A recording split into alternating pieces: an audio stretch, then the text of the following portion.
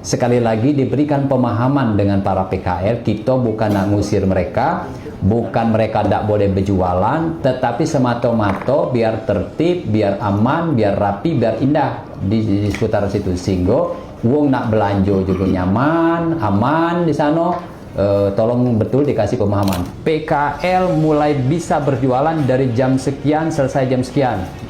Baru Pol PP banyak bergerak, ada penindakan. Itu dulu. Sudah ada belum? Baik yang sudah maupun yang akan datang. Aturan itu sudah dibuat belum? Biar tidak saling salah ke. Biar jelas tugasnya. Jadi Pol PP bisa bergerak, Ibu Inspektur bisa mengauditnya yang ada OPD pengampu. Kalau ini kayak saling salah ke. Bukan kami Pak. Kaki di subnya itu pula Pak. Bukan kami. Pol PP, nah saling salah ke. Tapi kalau sudah ada rujukan, regulasinya tidak baca. Ketika kita di depan jalan beringin janggut. Itu kan jelas. Ada perwalinya, jam sekian dia boleh, jam sekian dia tidak boleh, di pinggir kanan dia tidak boleh, sehingga kita tegas.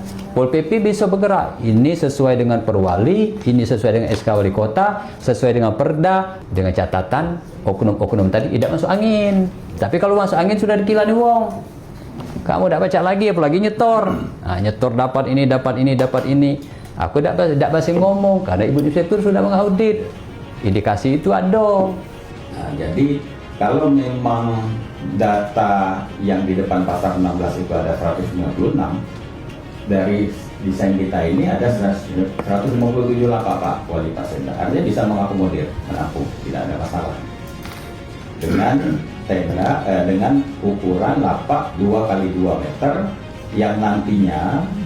Jadi kalau sudah ada angka pasti begitu Pak Dirut, ini akan mempermudah Pak Dirut berikutnya. Di PUPR benar jalan Pak Dirut. Jadi dengan sendirinya para pedagang itu kan minggirnya sendirinya karena dengan alasan kita memang mau benar jalan. Nah sebelum itu kita beri kesempatan lagi, mereka sudah tertib semua. Dan tempat-tempat tenan-tenan mereka sudah kita siapkan. Maksud saya begitu Pak Dirut. Lahan parkir. Nah, lahan parkir ini kan sudah dicabut Pak ya. Nah, sudah dicabut, tetapi kenyataannya masih cukup banyak laporan netizen, laporan dari warga soal pembayaran, ada yang ngomong sewa lapak dan lain sebagainya dari oknum-oknum dari Dinas Perhubungan. Nah, saya minta gimana tanggapan Pak Disub? Dia masuk melalui pintu gerbang yang ada di lahan PD Pasar, Pak. Jadi dia masuk ke kopi di arah sungai itu. Itu karena lahannya milik PD Pasar langsung Pak. Jadi itu kewenangan ada di PD Pasar dan kami catat ya, kewenangan berada di PD Pasar. Jangan sampai ada oknum dari Dinas Perhubungan main lagi di situ. Ya, pastikan ya Pak Disub, Pak Seda, dia masih Pak Seda. Jangan ya. Kalau kewenangan dibalik ke PD Pasar, sudah percayakan dengan PD Pasar. Jadi secara resmi semuanya masuk ke PD Pasar. Pol PP juga, jangan ada oknum-oknum lagi di situ. Sama Pak Kadisub ya. Mereka juga, toko mereka juga keluar.